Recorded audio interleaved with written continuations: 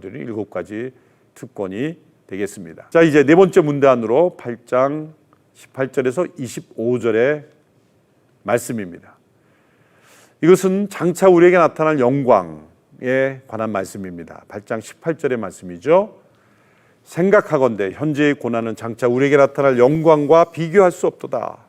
그래서 이 로마서 8장은 점점 장차 우리에게 주어지는 이 상속을 통해 주어지는 이 영광을 바라보도록 소망하도록 우리를 이끌어가고 있습니다. 자, 이 영광을 생각할 때 장차 우리에게 나타날 영광이 있는데 왜 우리에게 이 영광이라는 것을 바라보도록 하셨습니까? 우리는 원래 영광스럽게 창조된 존재입니다. 하나님의 형상대로 지음을 받았다는 것 자체가 영광스러운 것입니다. 여러분, 고귀한 것일수록 떨어지면 더 심하게 파괴됩니다. 고귀한 그릇은 깨지면 더 슬픈 것입니다. 값진 음식일수록 더 쉽게 썩는 것입니다. 인간이 비참함을 느끼는 이유가 뭘까요?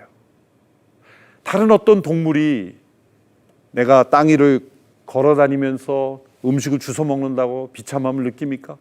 그러나 인간이 만일 걸어가면서 땅에 떨어져 있는 음식을 주워 먹으면 비참하게 느낄 겁니다. 그 비참함은 왜 느끼는 것일까요? 인간은 원래 위대한 존재이기 때문에, 인간은 원래 영광스러운 존재이기 때문에. 정반대로 사람들이 왜 그렇게 인기를 원할까요? 알려지기를 원할까요? 사람들이 나를 주목하기를 원할까요?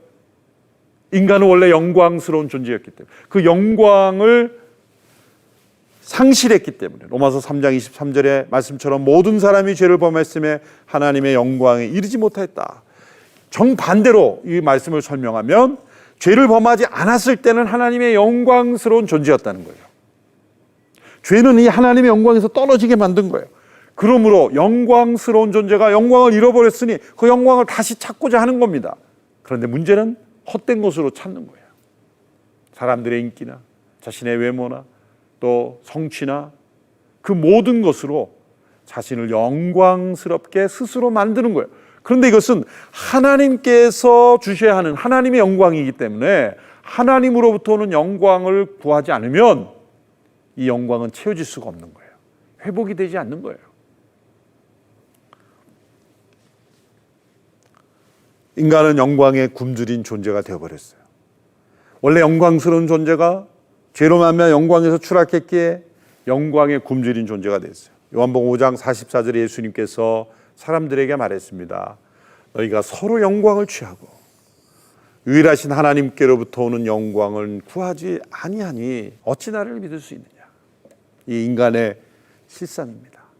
영광에 목마른 존재, 끊임없이 영광을 취하고자 하나 하나님께로부터 오는 영광은 찾지 않는다라는 말씀입니다.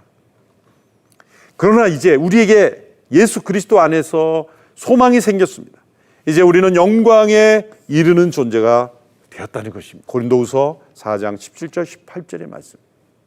우리가 잠시 받는 환난에 경한 것이 지극히 크고 영원한 영광에 중한 것을 우리에게 이루게 함이니 우리가 주목하는 것은 보이는 것이 아니요 보이지 않는 것이니 보이는 것은 잠깐이요 보이지 않는 것은 영원함이라.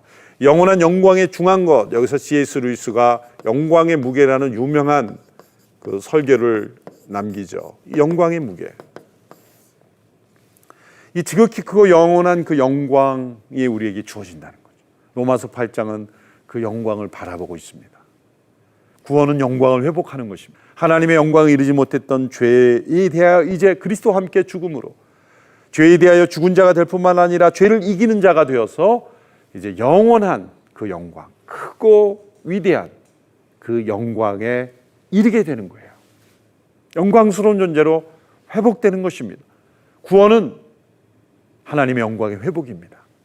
우리 안에 마땅히 있어야 될 영광을 회복하면 인간은 끊임없이 자기 스스로 이 영광에 이르도록 영광을 취하고 구하려고 하지만 그러나 예수 그리스도 안에서 그 하나님의 영광은 우리에게 회복되는 것입니다.